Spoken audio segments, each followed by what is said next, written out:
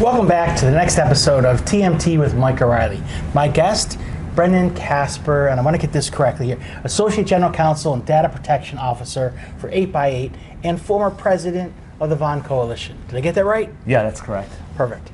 Well, let's start out with our conversation with some easy ones. Okay. What's your career background and what led you to your current position?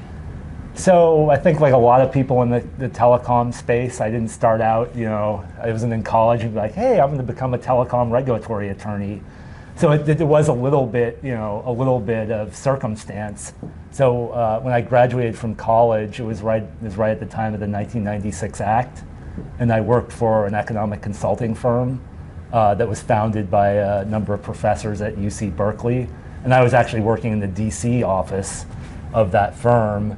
And I just happened to get involved with with one of the state level proceedings that was doing basically cost studies to implement the 96 Act. So to price unis and and so I was interested in that, and I ended up going out to the California office where most of the work was being done. And then it just started, went from there. I had all this background, and then when I went to law school, not surprisingly, firms that do telecom regulatory were interested in talking to me because I had all this background on the, for about 3 years doing that type of work after the 96 Act. So yeah, that's sort of how I ended up in the communication space, and and then I went in-house. It was just I wasn't necessarily planning to. I was working at a firm down in DC, and a recruiter reached out to me about Vonage, and I ended up being at Vonage for about 10 years. Before going to 8x8, and I very much enjoy the in-house role. So I've been doing the in-house role for 18 years now. Tell us a little bit about 8x8. What markets it serves and what services it offers? So 8x8 is focused on business services. So we provide what I call broad unified communications for the business services. So for business customers, I mean. So we offer voice, video meeting, messaging, and then contact center. I think the term we're using now for is, we provide a customer experience platform. It also includes, communications APIs. So you can build the communications capabilities into your own website or applications. So it's a broad range of services, including as I said, including some of the traditional things like voice, and our target customers are from mid-size to small enterprise customers. So we're in the 500 to 10,000 employee range. Once you get above that, a lot of times they customize. They're doing a lot of custom work if they're doing like contact center. They don't need like a more off-the-shelf contact center that can be easily deployed. So that's sort of, and we also, we're in the US and, a number of foreign countries, including, the UK, Canada, Australia, France, Ireland, and Australia and New Zealand, which I'd also call, our primary markets. And then we have licenses in a number of other countries where we're not necessarily selling service to businesses in those countries, but we might have branch offices of our customers in those countries. Do you find yourself spending more time on the general counsel issues, or is it data protection, or do they just blend together? It varies. I would say, for a while, I was spending a lot more time on data protection, and my background, as you gathered, was really on the telecom regulatory, not as much privacy. So the privacy I sort of, again, I fell into because no one else was a privacy attorney, and I had, because of CP&I rules and some of the regulatory rules, you have some exposure to privacy type of issue. So I ended up, just saying, when we were addressing the GDPR, I was probably in the best position to do it for the company. So that's how that came about. But yeah, I'd say it varies. I mean, I'm trying to get back, more to, more focusing on the regulatory because we've got a lot of things going on. But for a while, I'd say I was more like 75% data privacy. I'm hoping to get, go the other way, be 75% regulatory. So as I mentioned, you are the former president of the VoIP Coalition. Yep. What were your responsibilities during that time, and how big a coalition is it, or was it? So the Vaughn Coalition is a small coalition, 8 companies, and the companies are all, primarily they provide over-the-top services. So we're not providing the broadband services. We provide, various IP communications that ride on the broadband services. So I'd like to say I had great responsibility as the president of the Vaughn Coalition. But as I mentioned, it's a small coalition, and we are focused on basically IP communications regulatory issues. It's not like a big trade association where you cover lots of issues. And the other thing about the Vaughn Coalition is many of the participants from the member companies like myself have been involved with it for 15 plus years. So I'd say it was there was a lot of consensus among the members on the issues. So you weren't as a president, you weren't being tasked with threading the needle between a bunch of competing parties. So you had there was administrative stuff, like the annual filings, but it was really, as I said, it's almost a self-running coalition because the people have been involved so long. There doesn't tend to be a lot of disagreement about the positions. Was there a natural, because of how the companies developed and some of the energy of them, the traditional telecom companies were not part of that coalition and haven't been part of that coalition. Is that universe is kind of blending? Are they still outside looking in? I mean, you still have a smaller organization focused because of the history. Am I getting that right? I would say historically, for instance, now it's now as I said, it's mostly over-the-top providers ranging from like Google and Microsoft are members, to companies more like 8x8 and Ring Central, ones that are more specialists in the space and not as huge as those companies. But historically, AT&T was a member of the coalition for a number of years. So it's not like it's closed to it's closed to more traditional phone companies. I guess there are just there's so many other trade associations. So maybe those companies view the other trade associations as a better fit for their positions. But there is a lot of agreement, obviously, on issues. I mean, everyone's moving. Everyone's providing IP communications and VoIP. So I think there's plenty of overlap. Maybe that gets in a segment. What's the state of IP / VoIP in the marketplace today? I mean, I remember working on these issues. On the legislative side of the equation, we were in the single digits.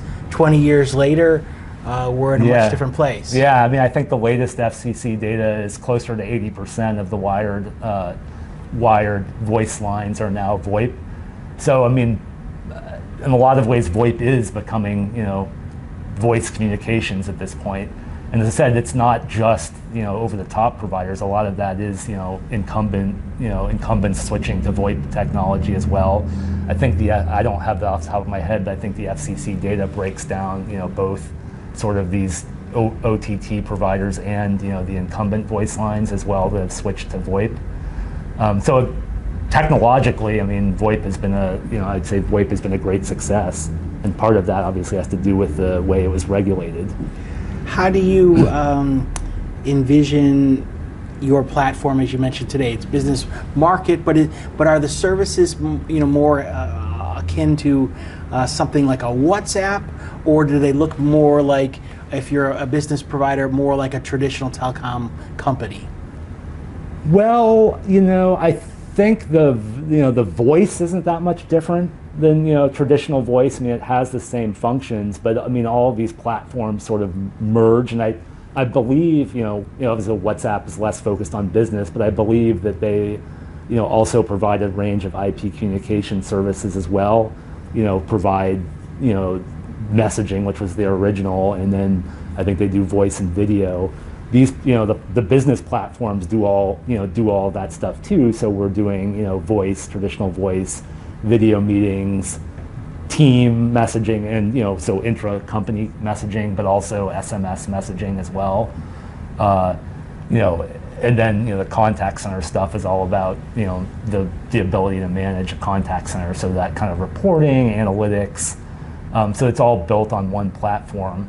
and they're all various types of, I mean, the video messaging and voice are all just other flavors of IP communications. I mean, it's all done, it's all done using. It's all IP. Yeah, it's all IP. So that's sort of the way I would say over time the business I mean, like these services just grown. Like they just offer more and more. A long time ago, yeah, you might have bought business voice, but almost no one's buying that now. It's all it's all these unified platforms that offer a lot more than that.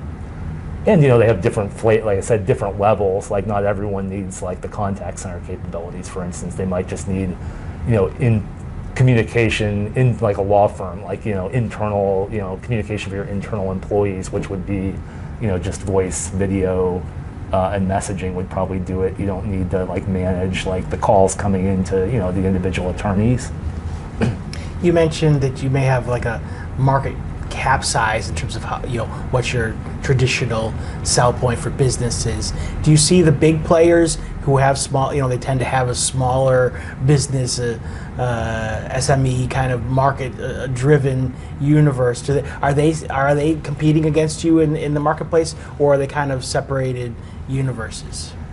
Well, I would say that people that compete against us for the sort of the mid-size and enterprise, smaller enterprise customers, are more of these pure play communications providers in this space. Frankly, a lot of the Vaughn Coalition members, are fight ones, each other. yeah, are the ones that do it. And that's one thing that's sort of changed about the Vaughn Coalition over time. I've been involved with it for a long time.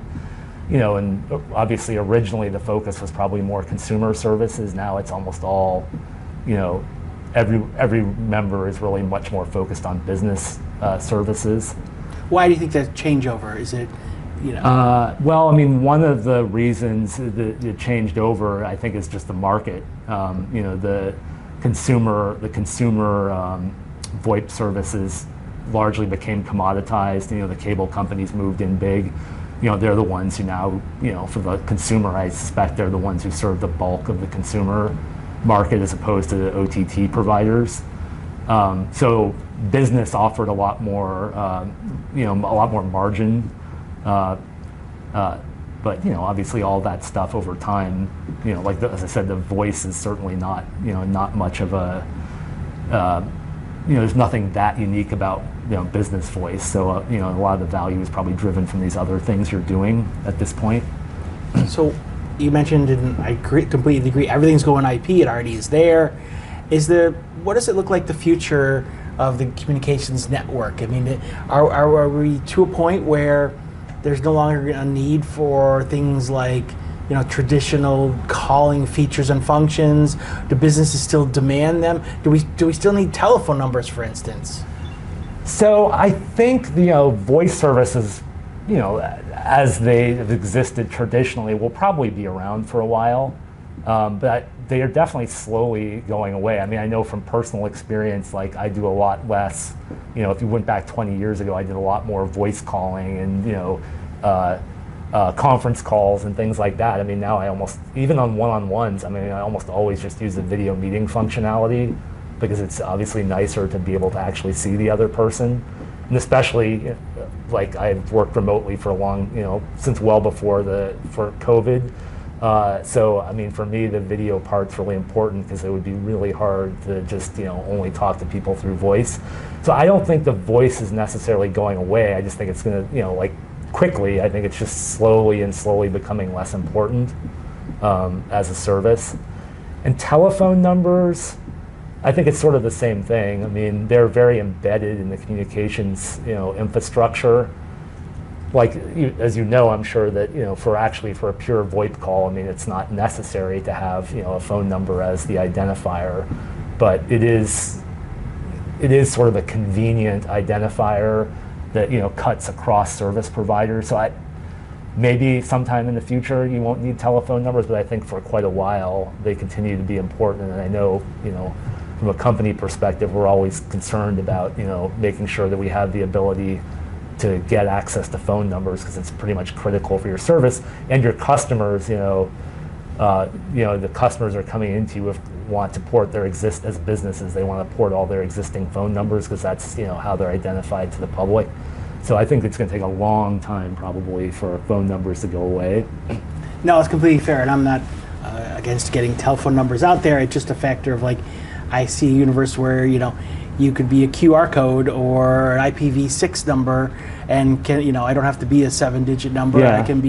I can memorize 12 digits, and that would be my future. And there's a history for telephone numbers, but it's not necessity. Yeah, it's definitely not a necessity for the VoIP services. I think it is a convenience, and it's something that people are used to. That's fair. That's fair. So, what are the big policy issues facing 8x8 that brings you to town, and what keeps you up at night? Well, I'd say there are two large ones. One, that we spend a lot of time talking about is universal service, and in particular universal service fund contributions and the level of those assessments currently. And then, the second issue that we talk about quite a bit is federal preemption of state regulation of VoIP services, which is also a very key issue, for the Vaughan Coalition especially. I mean, I would say it's really what it's founded on, basically, is the protecting VoIP from unnecessary regulations. So I'd say those are the two main issues we spend a lot of time on. So I gather on your second point, California must be of interest, right? There's been this renewed interest from California regulators for some reason to regulate VoIP services. What's your thought on that? Where is it in California? And are other states thinking the same lines? Well, California has definitely been a lot more aggressive. A lot of other states have passed, I don't have the numbers off the top of my head, but I believe at this point it's over 30 states on their own have passed state legislation that prohibits the PUCs or limits the PUCs from regulating VoIP. So California, there are a number of states, obviously that still leaves quite a few states that aren't, that haven't made that declaration, which leaves the idea open that there might be room for them under the federal law to regulate VoIP. So what California has done so far, they've implemented registration for for nomadic VoIP, and they've not in very limited regulation for nomadic VoIP. For fixed VoIP, they've basically required us. The certificate of public convenience and necessity that you'd get for a competitive local exchange carrier, someone that doesn't have market power, and they have exercised more oversight. They have put more substantive requirements on fixed VoIP, so they are clearly trying to leverage any lack of clarity in the Vonage preemption order, which was primarily focused on what was called nomadic VoIP providers, and then the FCC said something, to the extent, something pretty general, to the extent the same issues apply to fixed VoIP providers, state regulation would be preempted. So I think California is definitely trying to leverage that. I might argue, though, that even what they've done for nomadic providers goes beyond what's allowed under the Vonage preemption order, because you actually read the registration, like the statement on the registration form is like, in the event that we grant this registration. So that goes beyond a registration to me. That is saying we can decide whether you're worthy, and they will review, for instance, they'll review your management and stuff like that if you want to be a nomadic VoIP provider. So it's not even the nomadic VoIP portion is not without substance.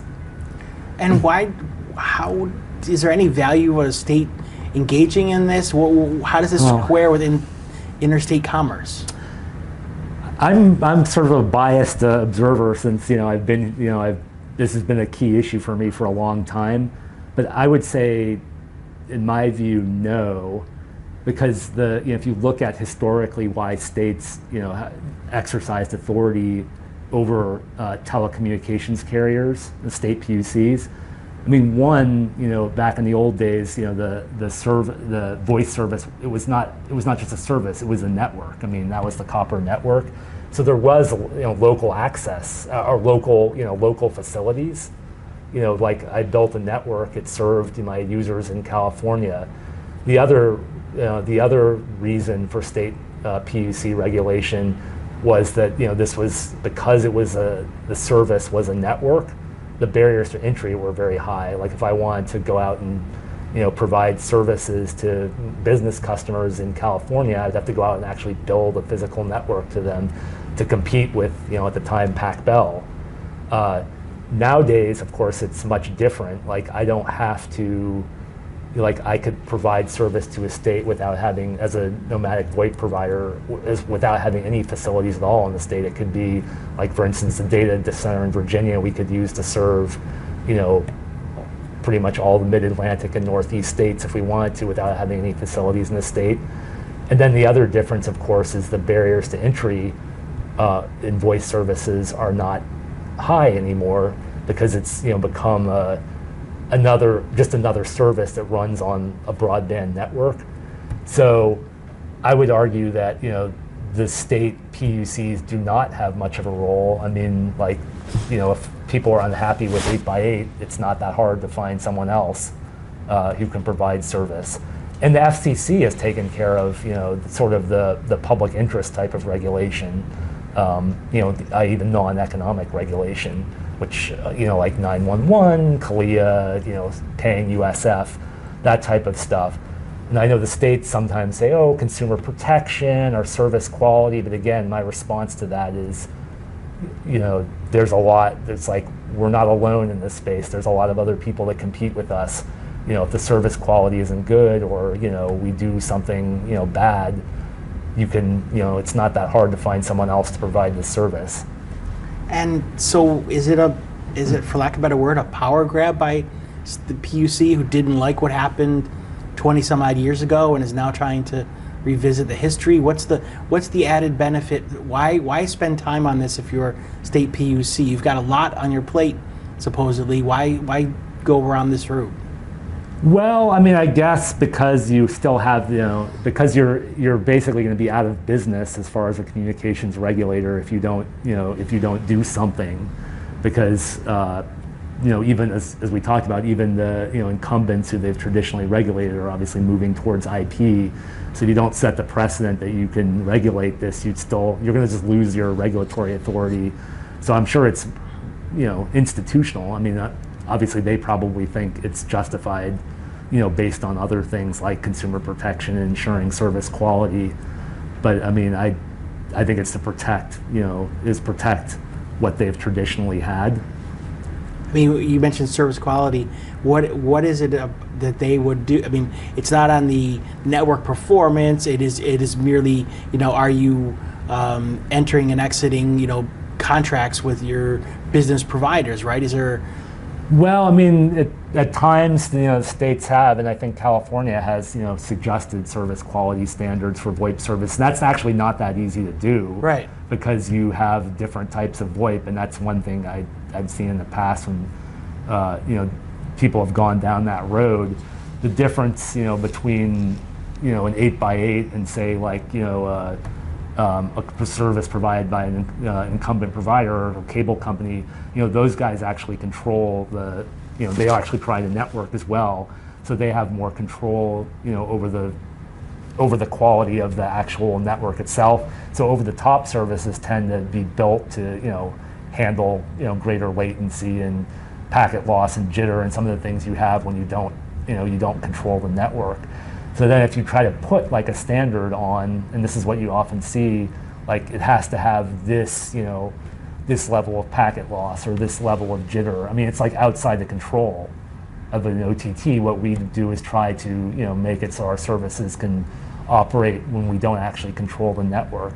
So it's actually not an easy thing to do. And as I said, like if people are unhappy with your, like they think your service is bad, guess what? There are other people who provide the same thing. You're free to go to them if you think that my service is bad. Obviously, it's not. No, we have a strong incentive to make our service good, but But consumers have, or businesses have an option. yes, they have an option. What's been the federal response to this activity in California and maybe a couple other states that want to be aggressively engaged? Well, right now, I would say what the CCA earlier, the Cloud Communications Alliance, which is another alliance in this area that serves again primarily over-the-top players in this space. Filed a petition earlier this year, I believe in the winter, asking for the FCC, or a petition for declaratory ruling, asking the FCC to sort of reinforce or reiterate its decision, the 2004 bondage preemption order. That has not been put on public comment, so so far no action on that. So at this stage, there hasn't been a ton of federal activity, or at least FCC activity on the issue. What's your thought on, putting something out for public notice is kind of like secondary. It's just a procedural step. There's not even you're not even making a declared, decision. And certainly this administration has no love for California. What's your take on what the holdup is? I'm actually not entirely clear. Probably, other priorities, would be the most likely. Then that's a little bit of speculation on my part. And then also, the idea that you can maybe address some of this yourself through litigation, which there has obviously been a lot of litigation historically on preemption, all of which has turned out in a favorable way from my perspective. Does the commission risk undermining its 2004 decisions and past declaratory rulings in the VoIP space if it lets things move, and let states kind of usurp its authority? I'm not sure because it's always the litigate, because it's a preemption argument. The litigation option is always, it's not something like you had to file litigation immediately when California did something. You can sort of file litigation when you decide that, hey, this has gone too far. Like, you're denying, like for instance, you're denying my quote unquote registration to be a nomadic VoIP provider. So, I think it would be, don't get me wrong, I think it would be great to, have the reiteration of the bondage preemption order is still important, but the order is there, and the courts have interpreted it. It's gotten to the circuit level in federal court a number of times, and all these decisions have been favorable to the parties asserting preemption. So I think that protection exists, and the litigation option is available. As I said, I'm not saying it would be fantastic to get even a stronger statement or reiterating that the bondage preemption order, we said what we meant, that the FCC is the one who's going to decide how these regulations apply. Is there any crossover between this conversation and, say, net neutrality, where there you have a finding of an information service, and then the question of the courts have questioned whether you have any regulatory authority, whereas certainly in the VoIP side of the equation, you talked about the FCC imposing a number of, and the Commission in the past has cited those scenarios on non-economic regulatory obligations on VoIP providers as an instance where you can impose obligations that on an information service provider. Is there any crossover right now that may make the Commission hesitant, or? Well, the way procedurally, the way the VoIP has been regulated is a little, it has never really, there's not been a declaratory, nothing saying right. We're an information service or a voice service and relying on I tried. So, and obviously it's been upheld. There have been recent questions about, especially in the IP interconnection space, because the Commission is looking at, sort of moving, wants to eliminate, sort of TDM and move to an all IP world, and asking questions about how we regulate the IP interconnection space and also legal authority. So that question has come up. Is it necessary to, for VoIP to be Title II, for purposes of regulating IP interconnection. So I think, I think these issues are starting to come back a little bit, and it may be an opportunity to, strengthen the preemption. There's been this argument, you raise kind of a theory that the commission needs to treat a VoIP provider as a Title II offering and then completely deregulate it. I mean, it's kind of a asses backwards kind of scenario. What are your thoughts on that? Well, I mean, I think it is certainly possible, to move to Title II and still, protect VoIP services. It would have to be done, carefully.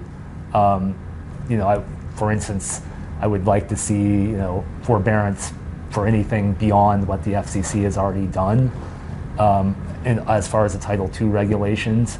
And then you definitely have to set up the, preemption part of it as well. The downside of that, of course, is there's already, obviously the framework that's been set up without classification relying on ancillary or other authority to regulate VoIP services has been upheld a number of times.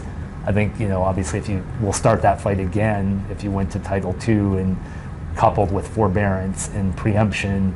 I think there would be, the states again might, fight the fight that say you can't preempt us. For Title II, we've traditionally had regulation.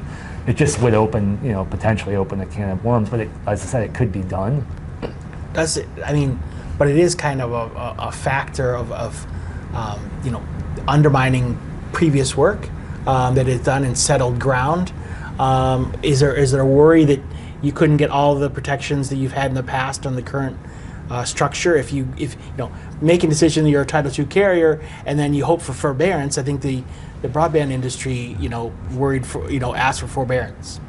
It wasn't as lucky in previous regimes of regulating that eventually have gone away. But yeah, I mean, I think you'd have to look carefully about sort of the trade-offs, the pluses and minuses of that approach. I mean, personally, I'm pretty happy with where we are, and I think I would look more towards if the issue is can you regulate IP interconnection for for sort of non-Title II carriers. I think I would look towards, how can we do that under the existing framework rather than, go Title II. But other people, have different views because, being under Title II also does protect you from some, some type of, some state actions. So there are some benefits to it as well. Whereas being an, information service provider or other unclassified like VoIP, you're still subject to some, state level enforcement that you might not be subject to as a Title II. So, as I said, you have to look at the pluses and minuses of the different approaches. One issue that's kind of come up is the IP interconnection negotiation, is that debate old or stale? I mean, a few years ago it was hot. It's certainly not been talked about, and now the commission's kind of like, exploring this again. Is it something that's still? I get the desire to go to away from the old regime and go to an all IP world, but is that really a ongoing discussion still, or is the market taking care of most of it? My only personal experience, and I did because Vonage was when I worked at Vonage, it was the first company to sort of go and get direct access to numbers, and that was the rationale was for IP interconnection because you needed to show up as a Vonage number-to-numbering database. Otherwise, your interconnection partner would not be able to route call. They wouldn't be able to route calls to you because it would look like you're a number that's a CLEC basically, and they serve lots of people. At the time, and this was a long time ago, the interconnection experience was good. I mean, we were able to go out and get, there was no regulation. We were able to go out and get IP interconnection agreements. I'm actually less certain about the environment now just because I have no personal experience. So I am, I am interested to hear what others have to say on this. That's fair. So it's not your thing these days. Well, we just, at 8x8, we have not, we're not out there currently directly IP we have authority to get numbers, and we did that because at the time you had to do it to do stir shaken yourselves, but we have not actually implemented that as far as using direct access to numbers and doing IP interconnection. So I just don't have any, unfortunately, don't have any recent experience in the space. And how's stir shaking working for you? Well, I mean, it's you know, I would say it's. I guess to be fair, it hasn't done as much, I think, as people had hoped.